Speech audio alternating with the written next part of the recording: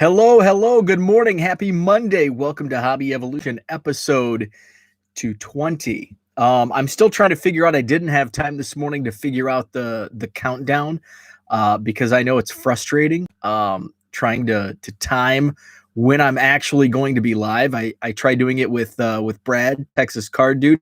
Herman got the start. Nice. Okay, very cool. I was just chatting about I'm trying to do the countdown, but I'm not sure. I still haven't figured out where I can go to do that. Maybe I only can do that through StreamYard. I'm not sure. I'll look into that. So today I wanted to talk about my Sunday Funday. I sorted a bunch of junk wax, so I want to show off some of the hits, some of the bangers, as George would say, out of the junk wax boxes that I was sorting through yesterday. I did get the file exchange blog post. It's finished. It's published. Templates are available. So check that out. Zach, what's happening? That's right. Junk wax time. So the file exchange blog post is up. If you have any questions, let me know. Tried to make it as smooth and simple as possible. So I would recommend, like, if you're a casual lister and you're just doing kind of hit or miss. Ken did not get the note. So Herman got it and Ken did not. YouTube's funky, man. I don't know what's going on with why it does that. But I would recommend for on the file exchange, if you're casual listing, probably not worth the hassle. But if you have like a pile of 100, 200 cards, it's a great tool. It's an awesome tool. Zach gets the notification every day. That's so weird. Like with Brad, I like rarely get a notification, and I'm usually like refreshing. There's Brad. What's up? Got lucky and saw the Twitter post. Okay. And that's what I've been doing. I've tried to curb the funkiness of YouTube's random start. So I've been posting the Twitter links just ahead of going live. So I'll tweet the link about 30 seconds before I actually click go live. So that may help. Brad did not get an alert. So it's like half and half. I wonder if there's an algorithm that Zach gets because he's here daily. I'm usually just on Mondays. I don't know. It could be.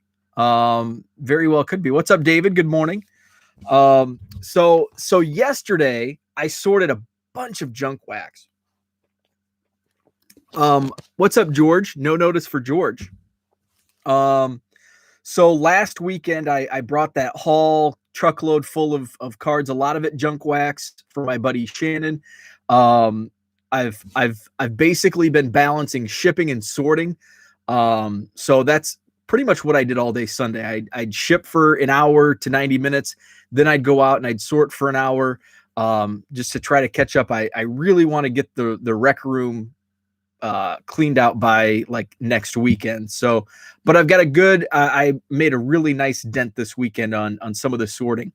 And I love this time of year. So when it comes to college basketball, I am like all in from like the start of the season in mid-November to like mid-December.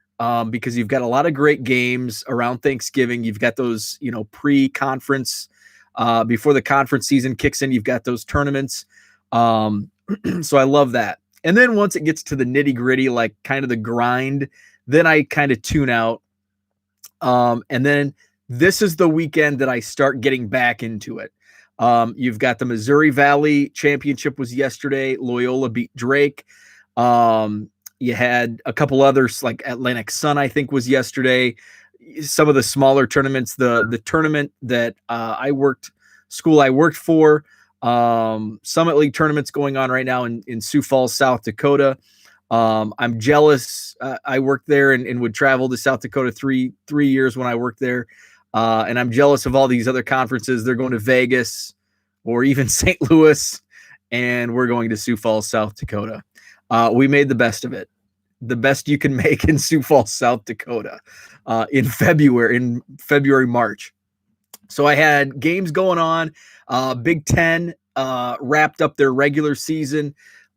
Great battle between Iowa and Wisconsin. I won't go into that. Ugly finish. There was a video review every 10 seconds. That was annoying. I think there were some blown calls that went against my Badgers. That was annoying, but it was a great game. It was a really good game, and it really didn't mean, I don't think it's going to affect much. It wasn't, the conference wasn't on the line, and I don't think a seed. I think Wisconsin's locked into their seed for the Big Ten tournament, and I don't think won't affect Wisconsin's seed come tournament time. So then I was watching that and sorting, and this is what I love. March Madness, even pre-March Madness right now with the conference tournaments. We've got a week now. Big Ten tourney starts this week. So just going to have some fun, and we've got spring training, so I can flip back, maybe catch a Cubs spring training game, basketball. Love it. So I was sorting the junk wax, and I brought in some cards that I wanted to share. Herman did not even touch a card yesterday. Had the grandson. Yeah, I saw some tweets. That looked fun. That's cool. YouTube only gives me alerts I don't care to watch.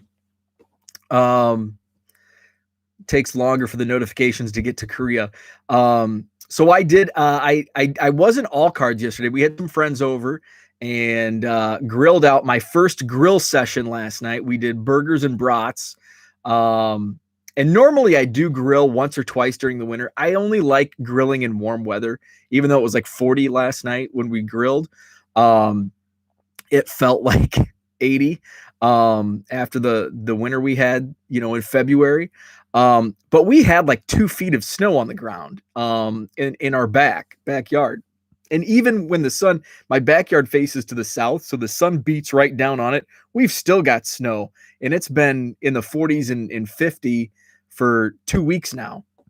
That's how much snow we had. So this week was the first time that the snow had melted on my patio. So I had easy access to the grill. So that's why I had to wait so long to get the first grill. Unfortunately, we were chatting about this last night. Unfortunately, we will get another snowstorm. It's only March 8th. A few years ago, we had like 8 inches on like April 20th. So we will get another snowfall. But I'm going to enjoy this weather. I think it's going to hit 60 a couple times this week. So I'm going to enjoy it while it's here. David, 2019 March Madness was the first tournament I didn't fill out at least one bracket. College basketball way down on my radar these days. Pitt has been sucking. I've always filled out a bracket. Even if I'm not, and I think I've been in like an office pool my office has done it. When I was in radio, we always ran one. So I'm always in a pool, in a bracket pool. Well, I take that back.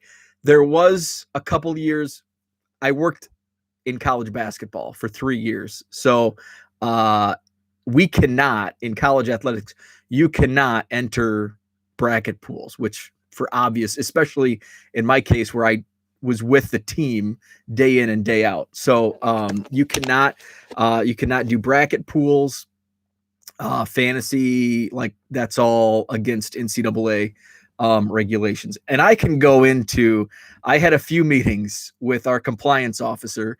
There's some like wacky, and we're talking 10 years ago. We're talking 2011.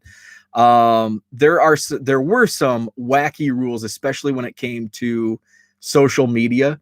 I can go into that if anybody cares. But some like, I'm like, I'd walk in. Okay.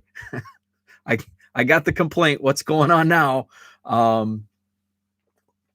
Some wild stuff. It actually led to, we had a meeting about social media. I can share the story. Later. I don't want to go into it today because I want to share junk wax cards. Dan, what's up? Good morning. Dan, I was watching your video yesterday, your Menkos. Those are awesome. I enjoyed that. Zach, because I can't gamble, I can't do brackets. When I tell people I don't participate, they look at me like I'm speaking Latin. It's un-American. So I was going through, and so Shannon had just boxes and boxes filled up my SUV with cards. And they were basically all sets that he had collected. He's like, I don't want these sets. I'm gonna pull like the top cards, and you can have the rest. And there were still some top cards that he didn't pull that were still in there. And I'm not talking like big high dollar, just some decent stuff. And all the stars, the Bo Jacksons and Frank Thomas and some Griffies were in there as well. So a lot of junk wax, but there was a lot of like 2010 to 2015. But I was going through mostly the junk wax yesterday. So there was the Stadium Club draft picks, and if you pulled this card in 1991, you were rich. Brian Taylor, draft pick from 91 New York Yankees. His career ended because he hurt his arm, I think, in a bar fight. But he was the Jason Dominguez of 1991-92. He was the hot commodity in baseball cards. Speaking of Yankees, how about this? 90 Fleer, Kevin Moss. And somebody even mentioned this on Twitter, and I recognized it as well. It doesn't look like Kevin Moss is wearing – he looks like he's wearing a Mets jersey. It's like blue, and it looks like there's red on there. Kevin Moss, George Canale of the Brewers. So this card was actually the first time I was ripped off in a trade. Okay. So I was the Chicago Cubs side of the Brock for Brolio, because I traded this card, this Kevin Moss card, for from the same set, 90 Fleer, Sean Dunston. And I still remember like afterwards, like the next day, I was told you got ripped off. This card in Beckett was $4. Sean Dunston was 8 cents. Now, $4 was a lot of money when you're 8 years old. I got the Ernie Brolio end of the stick. I traded my Kevin Moss for Sean Dunston, and the Sean Dunston probably worth more. The Sean Dunston is probably still worth 8 cents, and this is probably worth 5 cents. Dunston's probably worth more now. Let's stick to Fleer. And how about the Provisions? These were so sweet. This is from 92, Fleer Provisions. These cards were so awesome. Here's the Ken Griffey Jr. Beautiful cards, Provisions. Do I have any more Fleer? Oh yeah, let's stick to Fleer here, and let's stick to 90 Fleer. And here's a card that should be 8 cents, but for some reason people try to sell it for $20,000 on eBay. Jose Uribe. And why is it on eBay for so crazy? I don't know. Is it like was there a podcast like 10 years ago that said, let's inflate the value of Jose Uribe? But only the 90 Fleer. It's a mystery. These do actually sell for real money. I sold a bunch of these a couple years ago for like $7-8 a pop. I was buying sets at card shows for like $2 of 90 Fleer, pulling this card and selling it for $7 or $8. Let's stick to Fleer. Let's go back a year. There were 289 Fleer partial sets in like the factory set box, and both Billy Ripkins were in there. This is the black box variation. And I was surprised. I looked this up on eBay. This only sells for a couple bucks. There were 2 sets, and both of them were the black box. I have the actual F face variation in a box behind me. I randomly found it the other day. It was the Zimmer effect. Yeah, right. Let's see. So let's let's go here. I know Zach's going to love this card. It's the Bo shoulder pads card. Now, unfortunately, this set had some major damage, and so that corner down there is dinged.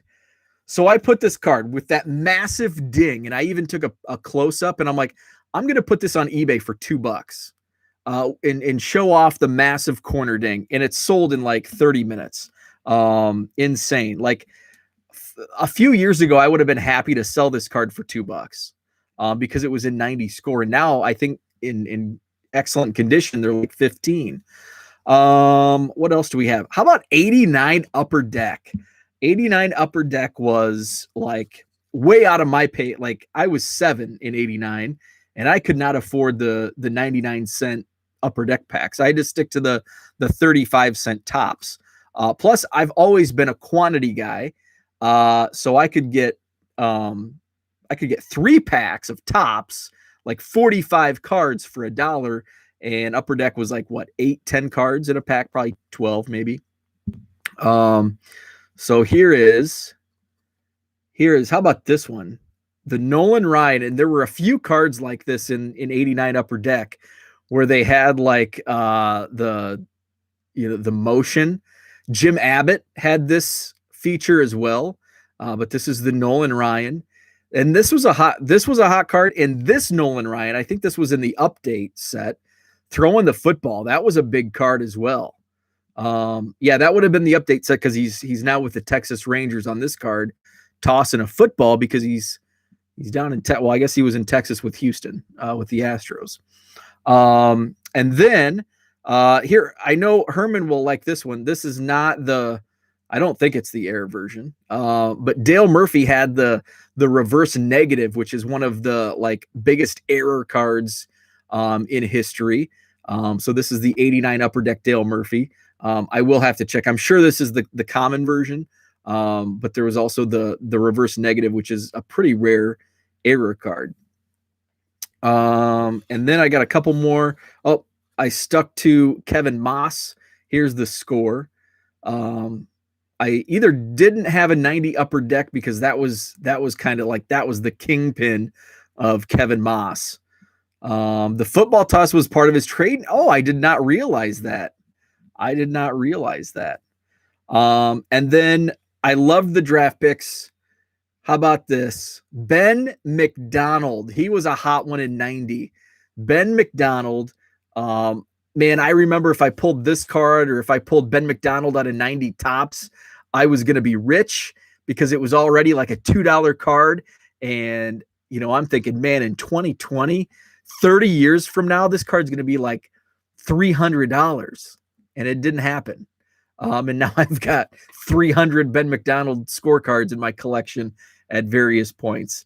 Ben McDonald, 90 score. So those were some of the fun ones that I pulled. I was, like Ken mentioned in the chat, the nostalgia was coursing through my veins yesterday, going through some of these sets because some like the 90 tops, I see 90 tops like in my sleep. But some of these other sets, like the 89 Fleer, I don't see as many sets of those. In 89 Upper Deck, I don't see much as either. So it was fun going through those and seeing some of those cards and especially like the Nolan Ryan, like, oh, whoa, I remember how hot of a card that was in 1989. So that's what I did yesterday. So it was a good time. So that's all I had for today.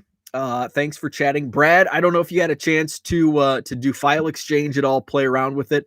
I would be interested to hear if you did, what your thoughts were. That blog post is up, 1millioncubs.com. eBay store, I did add a few cards throughout the day, yesterday and last night. So you can check those out, 99centcards.com. That's all for today. Have a great Monday. Check out Brad's channel, Texas Card Dude. Herman, 3B Collection. Did I see Ken mention he's going to be on tonight with Herman? I thought I saw that in the chat earlier. Correct me if I'm wrong, but check out Herman's channel, There it is. Herman confirms. So check out 3B Collections channel on YouTube tonight, 7 Central. Ken will be with Herman, so I will be tuned in for you guys tonight, 7 o'clock, over on 3B Collections YouTube channel. Check that out. So have a wonderful Monday, and we'll chat tomorrow.